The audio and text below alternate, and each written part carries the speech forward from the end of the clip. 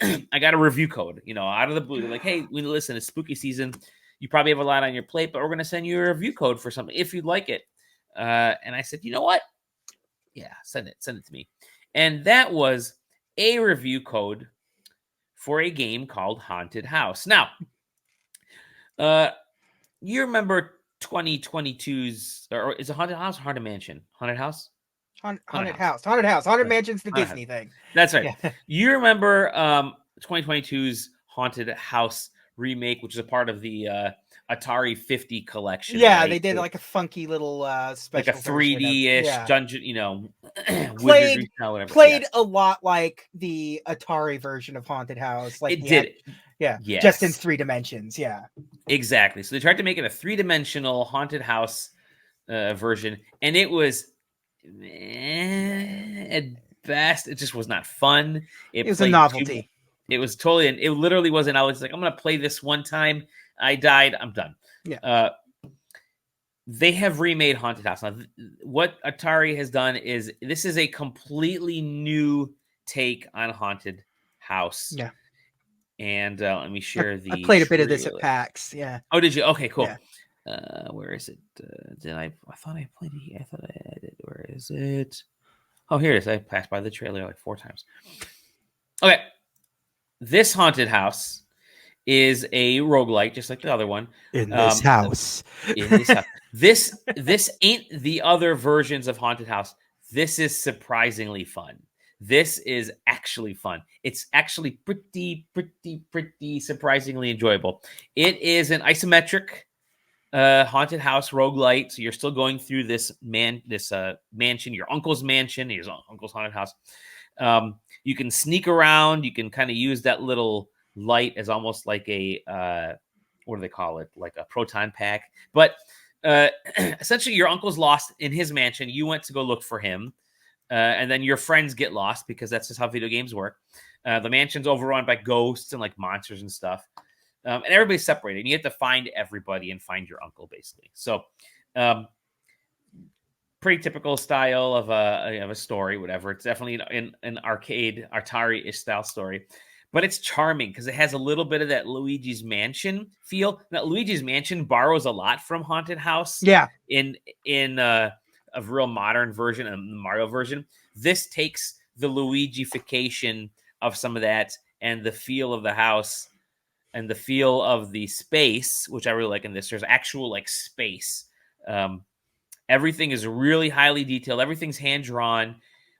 Beautiful designs. I mean, it's oddly enough. So this is a roguelite. So there's a little bit, essentially you can go through the house. You can find gems, and then you can use those gems later on for like permanent upgrades and that kind of stuff with like health and attack and all that kind of thing. Attacking is very minimum in this. Action is very minimum. Your whole goal is to sneak around and open chests and find keys and just make it through this house. There's only like 5 areas in this house. I like horror games that rely more on not dying than like fighting back. Like Yeah, and it's more about like sneaking around and setting traps and avoiding than anything else. And so there she's using the proton pack there, and you can open certain things. You can sneak around some of these monsters. So like it's very like dungeon crawling, right? It's definitely built more on exploration, and it's definitely like an adventure game because you have like a small inventory of things that you can pick up, and the inventory is like health items and traps and like throw some sticky bombs and that kind of stuff. That definitely hide and seek and stuff in there. But so you walk around, you find the chests, because obviously haunted houses need chests for some reason. It's a video game. Chests have traps, waffles for like restoring life. I'm like reading from my notes here because I think it's prudent. But it's really all about like I said, the sneaking and the exploration and the jump scares. Like you can get away from these monsters fairly easily. And if you get caught, only if your health goes down do you, and you get a pretty chunky amount of health when you're first playing the game. So only if your health obviously gets down to nothing, you get reset at the beginning. But and then obviously you can upgrade all that stuff with every subsequent playthrough. but I liked some of the interaction with the ghosts and the monsters, like in one area, and real early on, I had to get past this big nose creature called the cephalus. I think you get a little like inventory, tells you what all the different monsters and items are. You get a journal, and this monster is called the cephalus. It's this big like nose looking thing, which is really funny. And he's sleeping, kind of snoring. You see the little Z's popping up like in this video, and you have to sneak around him. You have to turn off the light, so you hold the left trigger button. I'm playing on the Steam Deck, which is it's not optimized for Steam Deck, but it functions really well. I didn't have any issues with it, just tiny text.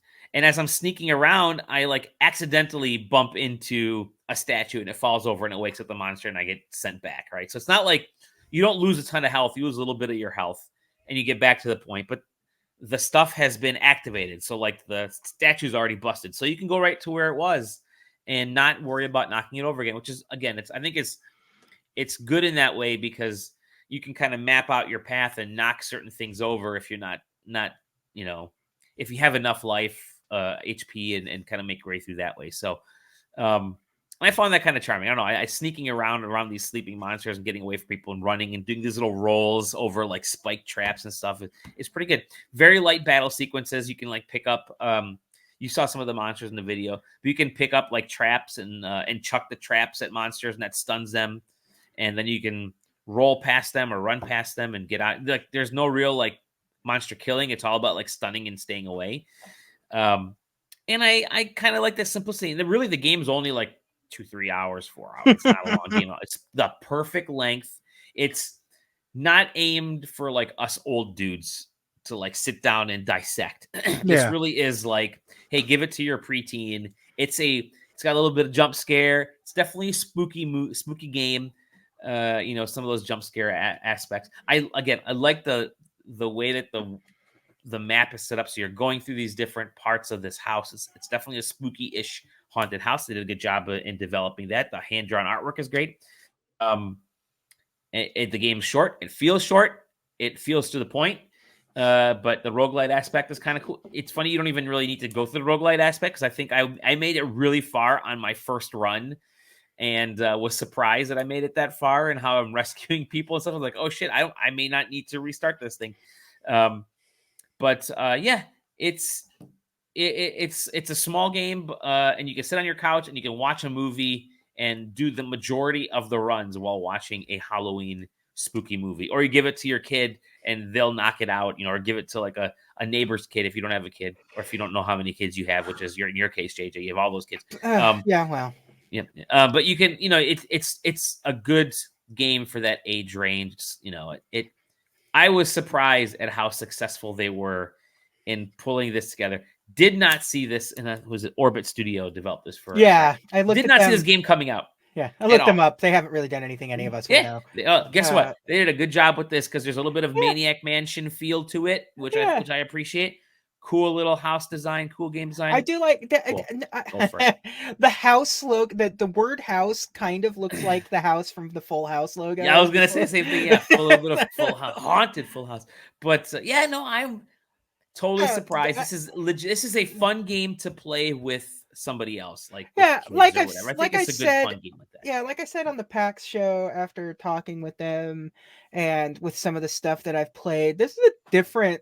Atari's different right now. Like there's still some really like garbage stuff that they're doing off in the distance. The hotel stuff and the NFT stuff and the blockchain stuff is still kind of the VCS and all that. It's still kind of junky, but like the game side of things is pretty sick. They really are. Yeah, and like even that 2600 that's coming out like next week or something. Oh, is it really? Oh, wow. Yeah, that thing's cool. And I like the idea of like, it's the opposite of the analog N64 where, it's using emulation, but it only plays cartridges.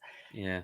But the good news is Atari cartridges are cheap. Yeah. So they're really cheap. The only time they're expensive is when they're like obscurities. It's like Custer's Revenge is an expensive game, where meanwhile E.T. not an expensive game. Surprising. But anyway, so like I said, they did a good job with this. They outsourced it to the right company, the right dev studio. I think they did a good job with it.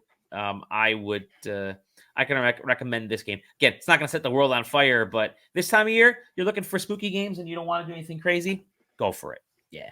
Yeah.